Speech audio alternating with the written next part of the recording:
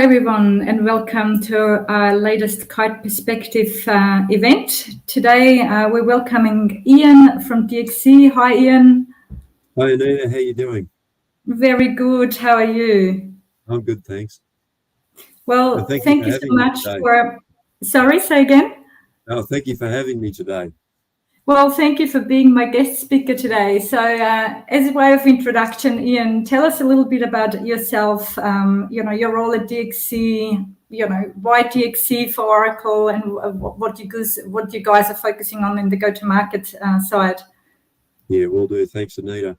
I'm what DXC calls a cloud transformation director. And essentially that means that I can take customers on a journey through all of the technology and applications functionality that Oracle has to offer.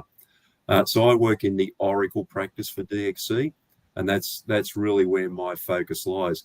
I've been doing that for about a year now, and prior to that, I spent a large part of my career actually working with Oracle. So it's been a real change for me. I've moved from that sort of software vendor perspective into actual delivery of these technology solutions. Super interesting, and DXC has quite a big Oracle practice as well, right? I think around Australia alone you have a few hundred consultants, if I'm not wrong.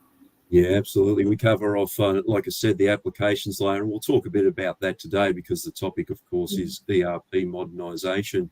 But we also address the technology layers, database, the platform as a service. And we also have a really strong capability around the EPM platform as well. Yeah, excellent. And anyone who's wondering why Kite and DXC, so before we jump into it, so with Kite we have a very strong focus around Oracle CX, and of course we partner with organizations like DXC to complement that skill set and the deep expertise for the whole Oracle suite. So with no further ado, let's dive into Oracle Modern Cloud ERP for Utilities. Over to you, Ian. Yeah, thanks, Anita. And I'll jump ahead, having introduced ourselves. So we work with a lot of utilities companies, and electrical distribution and water stand out in that regard. But what we commonly hear is that these utility organisations, they've had a long-term investment in what's fairly traditional on-premise ERP platforms. They're tightly integrated with critical systems such as metering and billing and all that type of thing. And it's a challenge for a utility company to shift to something more modern.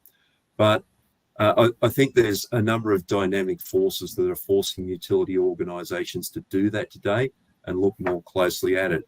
And in some cases, we see utilities companies that have already made the transition to a full ERP cloud modernisation. But there are options there as well. You can go to, for instance, Oracle ERP SaaS applications. But we also, at DXC, we also support customers that really want to take their on-premise legacy applications and move those into the cloud. And there are a number of benefits around that as well. But the reasons for doing this are many and varied. So what I've tried to do today, rather than come up with a single framework or reason why utilities companies make these transitions, is to focus in on some of the common stories that we hear back from our customers. And those stories are around things like ESG reporting and how you comply with your standards and obligations. It's a very complex task when you consider the nature of measuring emissions and a number of other factors that come into that. Procurement excellence always stands out. Utilities organisations are extremely policy-driven organisations, and I'll talk to you about some solutions that we've been working on at DXC to make that more of a seamless process. And then, of course, Anita, we've got field service and supply chain. Now, field service is critical to utility organisations, but what we're hearing is about the integration back into the supply chain so that those operational processes can flow seamlessly. Yeah, exciting, interesting, good topics, and looking forward to diving into it. Right. So kicking off with environmental, social and governance. Now, really what I see here is it's an obligation now for most utilities organisations to report on this. There's some legislation that's managed by the Clean Energy Regulator. If you meet a certain, for instance, a certain emissions threshold, you'll need to report about that under the NGER scheme.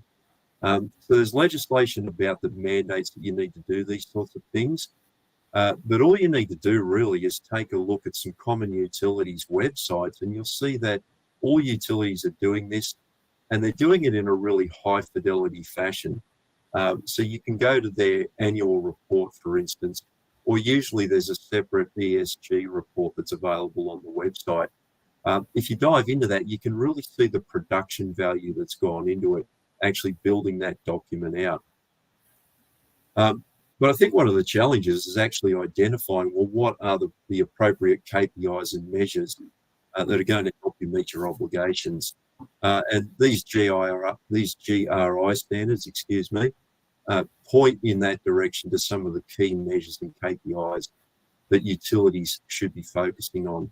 So in terms of environmental, emissions is in focus, and I'll talk a little bit about that again in a moment.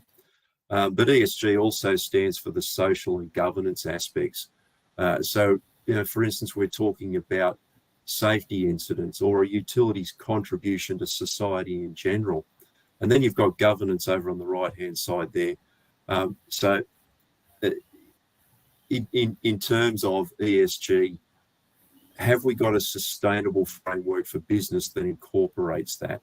And what are the general sustainability factors? And resilience factors is another common term that you'll hear bandied about that are impacting any given utility. So there's a whole framework of extremely diverse KPIs that I think a utility organisation needs to be aware of, needs to report on and manage. So if I zoom down on emissions just a little bit, I think this is extremely topical with climate change and related factors.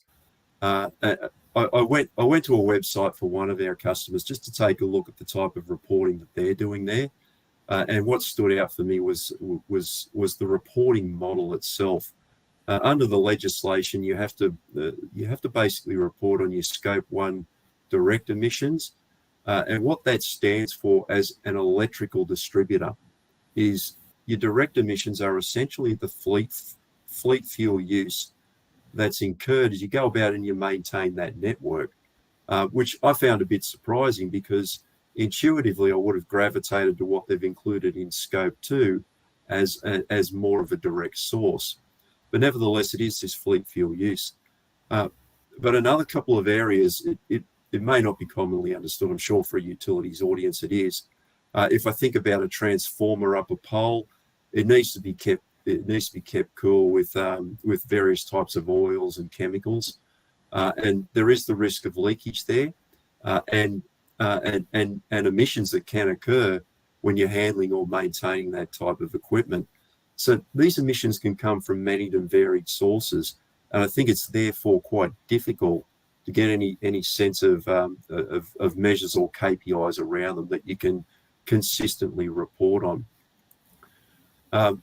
In the indirect column, the Scope 2, we've got the electricity consumption from facilities. So that might be the cost of consuming electricity to run our buildings, I think is the main source there.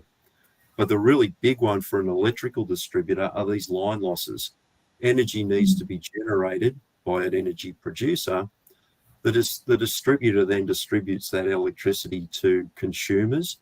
But in the process of doing that, there are line losses, and that's an engineering problem. But it's one that effectively can't be avoided.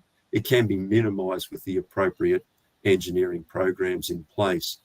So what you see is a bit of a distinction here. We've got some problems that we need to deal with from an ESG perspective. They're really engineering problems. But I think in the case of fleet fuel use and also electricity consumption from facilities, they also lend themselves to technology optimization. And I'll talk a little bit about that later, Anita, just in the context of field service and how we can manage our fleet more effectively there. Yeah, spot on. And it's really, I mean, what you're talking about here, Ian, is like that driving that visibility and analytics and insights across all the dimensions of the business, right? Being able to measure what's going on in order then to proactively manage more efficient and effective outputs. Exactly. I mean, if we're obliged to report on these things, then we need to be able to gather data about all of them as well. And I think that's where the technology challenge comes in. So what do we see our customers doing, and how can their ERP, and I've said ERP and EPM platform here, how can that platform help them to achieve this particular outcome? Well, if we follow a process, we all love a good process, right? It makes everything seem simpler. But the first thing that you're going to do is define some sort of a plan with a goal, and we hear a lot about getting to net zero and things like that. So that's well and good, and that's the starting point. But the way that you execute on a program of emissions reductions in this example is really as a portfolio of projects. So they become the initiatives that you're going to follow through on. And I think it's worth understanding that from a modern ERP platform perspective, you can expect to be able to take advantage of really strong project management capabilities. I think that's certainly true of the Oracle ERP platform. And we see utility customers consistently adopting that type of capability so that they can roll out their emissions reductions program effectively and for the lowest overall cost. At the end of the day, these things cost money to do, and we want to make sure that the cost of compliance is reduced, as well as delivering the outcomes that we're looking for. The second part of it is really about collecting all of the data that you're going to need to provision those KPIs that we were looking at. So we've got our emissions KPIs, we've got our social KPIs, we've got our governance KPIs. That information all needs to come from somewhere. And quite a lot of it can actually come from your ERP platform as well. I think as long as you understand the information as it resides in that platform and how you can then turn that into a KPI, then it can actually lead you in that direction. But there are other technology considerations as well. So for actual emissions, for instance, we might want to take a look at using an IoT platform, which again is something that Oracle offers as a way to directly measure some of those outputs. So we need to pull all of that together into a consistent data model. And once we do that, we can effectively track and report on it. We don't just want to report on ESG, we actually want to deliver ESG-based results. We want to reduce our emissions. We want to manage our safety incidents, et cetera, et cetera. So these are real programs that are going on in the background. But at the compliance level, we definitely need to be able to keep an eye on those KPIs. So our EPM platform helps. If we can use our ERP system as a source for some of this information, the EPM tool then becomes extremely important because it's a single point where we can aggregate all of that data and roll it up into a consistent data model. The EPM platform provides a process or a methodology, if you will, for doing that, collecting all of that data together. And it also has the ability for you to define what the reporting model should look like. And that then flows through into the data collection service as well. Ultimately, if we can do that within our EPM system, we can then start to plan and forecast our ESG initiatives. And for me, there's a couple of perspectives on that. In terms of planning, I don't just want to plan the cost of my ESG program. I actually want to see that roll up into a higher level organizational budget. So there's a linkage here between the way we financially manage the organization and the way that we execute or fulfill our obligations under an ESG program. And the other part of it that I really like, if I point to this diagram in the center, as we're collecting this statistical information, this cost information as well about our ESG programs, we can start to extrapolate using various statistical methods into the future and get a sense about well, are we actually going to meet the targets that we publicly expressed in our documentation? So if you're going to miss for any reason, well, that becomes a critical issue for the organisation to address. And ultimately, as we're moving from one period to the next in an ESG reporting cycle, it becomes extremely important to monitor and track how we're performing.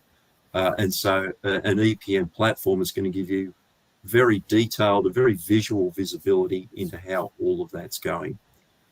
So I think the combination of those two tools, the ERP platform itself as a source for many of these KPIs, the EPM tool as the visualization layer, but also the business alignment layer, is going to help you deliver an overall outcome for your ESG program. Yeah, awesome, fascinating. I personally am fascinated with, I guess, the EPM capability, and think it's, incredibly powerful to help organisations move towards, the net zero goal or whatever business objectives need to be achieved. It really touches into all business units, all business KPIs, and drives that holistic visibility back into business objectives. Yeah, absolutely. It's all about alignment, and this again is a real focus area for DXC as well. As I mentioned at the start, we have a very strong practice in this space, so we're looking at ways that we can intelligently model these types of KPIs and factors on behalf of our utility customers. Yeah. And Ian, sorry, left-centered question here, but as DXC, do you also help organisations with, I guess, identifying those business KPIs and objectives, and then, I guess, transfer them into what this looks like in EPM? Yeah, there's a modelling exercise there, Anita. So understanding the KPIs that are going to be critical for a particular utility, and they will vary. I've used electrical distribution as our case in point today. But if you're a water utility, the framework's going to be different. And so you need to identify what those KPIs are, what the sources of the data are, and then we workshop essentially how that's going to look for you as a trackable output. And from there, the EPM platform itself makes it quite easy to build out a working model for that you can then aggregate your data into. Yeah, typically there's a collaborative exercise around bringing all of that together. Yep. All right, charging through it all, because Anita, we've just got the 30 minutes today, so we better jump along. The next topic on my list, and again, these are topics that we just hear back from customers consistently, but this tale is actually as old as time. It's about policy-driven procurement. I think a lot of utilities have been spawned essentially as semi-government enterprises. I can think of a number of examples like that, and in a lot of ways they still follow many of the principles that have been laid out by the various state governments, and nothing truer than in terms of the way that utilities procure. What you quickly learn when you work with a procurement team in a utility company is that the policy is critical. The other concern or the other obligation that utilities have is following a procurement process that's perceived as fair and open. And when you do that, you naturally gravitate towards capabilities such as sourcing and procurement contracts. Now, this is another advantage then of a modern ERP platform, because typically the capabilities in this space from source to contract are extremely strong, very sophisticated, and well suited to a utility organisation that, for instance, needs to do a two-stage RFQ, needs to publish an abstract onto an external website, et cetera, et cetera. There are a number of factors that come into this at a functional level. But what tends to be missing, and to some degree this is true even of the Oracle platform, is the policy compliance piece that comes before you go to market. So is what you're asking to buy, is what you're going to your supply base to procure, have you actually followed the appropriate policy that's been set out by the utility organisation. Now, that can be challenging because it's a many-factored policy in most cases, and the standard capabilities that are offered in an ERP platform typically don't measure up to that. So I'll tell you a little bit more about it on this next slide, because what DXC has done, we've worked with one of our utility customers to really try and solve this policy compliance issue. And what we've done is create a guided policy experience using a component of the Oracle technology stack called Visual Builder Cloud Service. Essentially, we've been able to build out an extension to the sourcing and contract process that will allow a requester in the organization to actually come into a form, raise a request, and provide responses to a series of survey questions that they can navigate on a stop-by-stop basis. So we can move from details to the market engagement strategy to risk and probity, and they can provide the inputs that are essential and that will prove and validate that they've followed due process before going to market for a given supply request. Now, that sounds simple enough. Why can't you just stand up a web form to do that? Well, the other aspect to it is that, well, what we've discovered by going through this process is it actually requires a lot of integration with the procurement platform itself. We need to understand the various roles in the buying organisation. We need to understand things like the procurement category. And at the end of the process, once the request has been approved, we also need to understand the templates that are going to be applied in order to automatically generate that sourcing negotiation that flows on from this.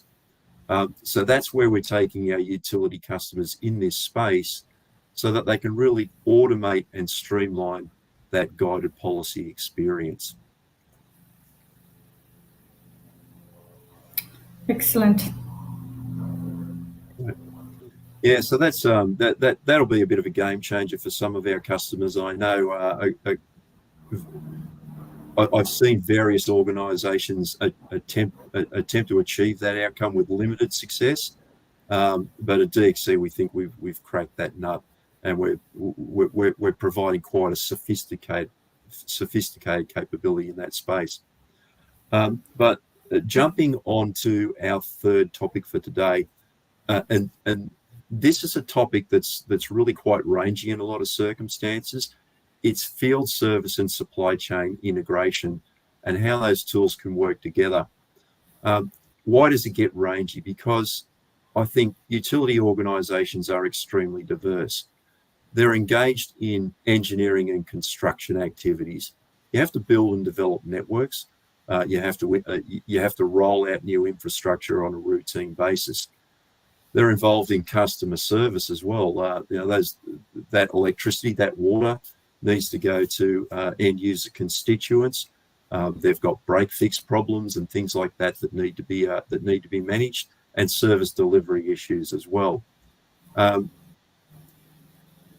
Utilities need to engage a broad spectrum of consultants and other experts as well to get some of these things done.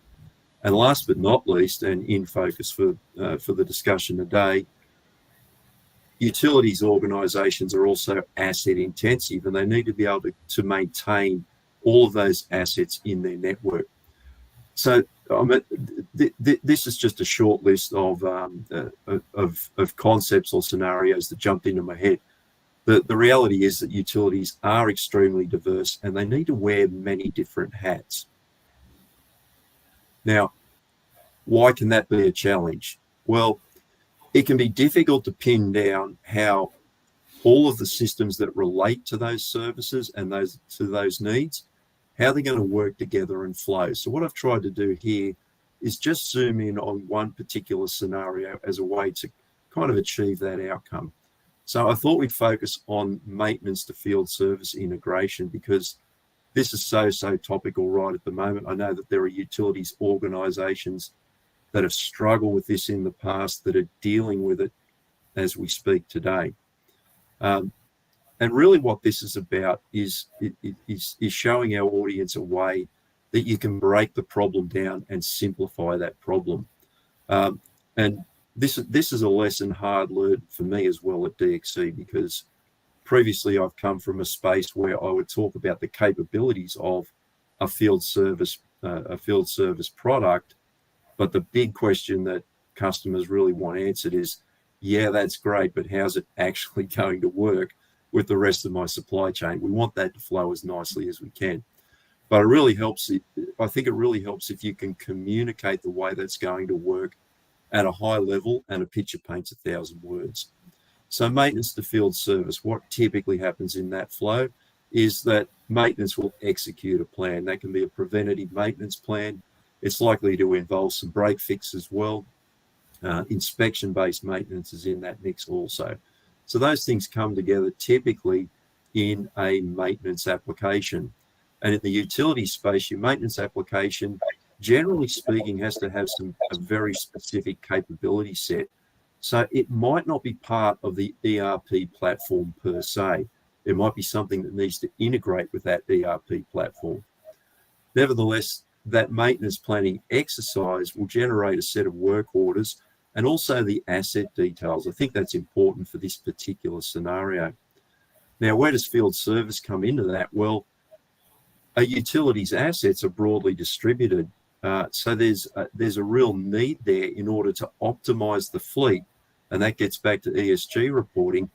We need to be able to take that maintenance plan and optimize the execution schedule and the truck rolls that are associated with that. And that's about making sure that the trucks are well provisioned, for one thing, so they don't have to turn around and come back. But it's also about the geographical route that they take. If we can organize our work in a way that optimizes that route, we'll burn less fuel effectively. So once we run that optimization process in our field service tools, it's then about dispatching that work out to the team itself. And the typical mode for doing that is onto a mobile device. They can see the work, they can see where they need to go. They're assured that they have all the parts that they need to perform that job. Field service pulls that picture together for our field technicians. Yeah, great example, Ian, and it's as you said, very topical at the moment, because we as Kite, we're at the moment implementing Oracle Field Services for Gippsland Water, and what all the points you're raising is definitely, I guess, topics which need to be looked into. And I guess there's probably two sort of scenarios I could add to it. One is the in-depth asset management component, where it's not only the schedule and the route optimization, but also the asset optimization, right? And the amount of times assets are being leveraged versus not utilized, and can this component be optimized? And the second component is potentially also an integration into HR to make sure that field technicians are certified, are available, maybe on annual leave, and really automate that scheduling and route optimization, which is a key capability of field service. It is, Anita, and you've touched on another good point there, that integration with HR. Who are these people that are doing this work? There are literally hundreds of touch points that you could potentially choose from, and this is where it gets a little bit tricky. But I think moving to the cloud and adopting some of the cloud-based technologies that we have today make managing this much, much simpler. But I think breaking it down into logical flows, the way I've tried to do in the presentation today, is a really great way to communicate that to your business team. If you just say, don't worry about it, let the technology deal with it, that's never going to fly, particularly for engineers. They're far more inquisitive than that. But just a couple of other touch points back into your supply chain as well, which is where I started.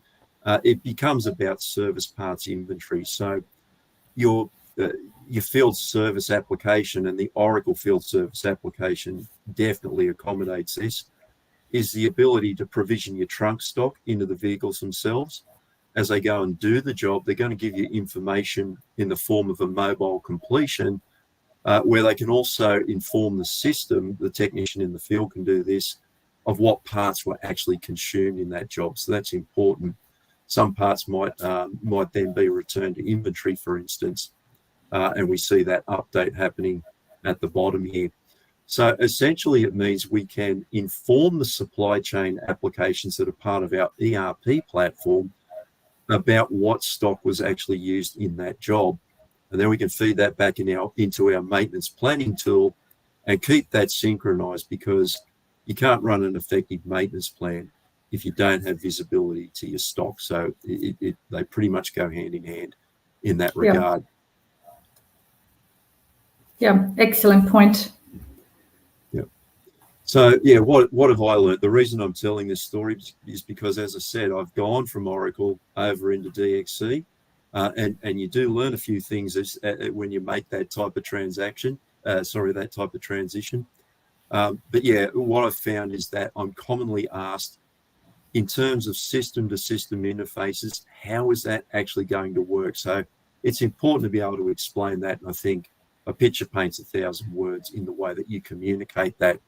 I've also found that taking the time to go from that high level down to your level 2 process diagrams and showing how that process bridges the integration, that's also been very effective for me as well. But again, for the sake of the utilities audience out there today, there are so many process variants that need to be covered. I think you need to map all of the scenarios quite carefully, and it does take time. So take that time, I guess is my guidance, and break that down so that you can understand how it flows. With everybody on board, the technology aspects of integration can actually become quite simple. Excellent. So I'll wrap it up there. Again, thank you very much for inviting me along today.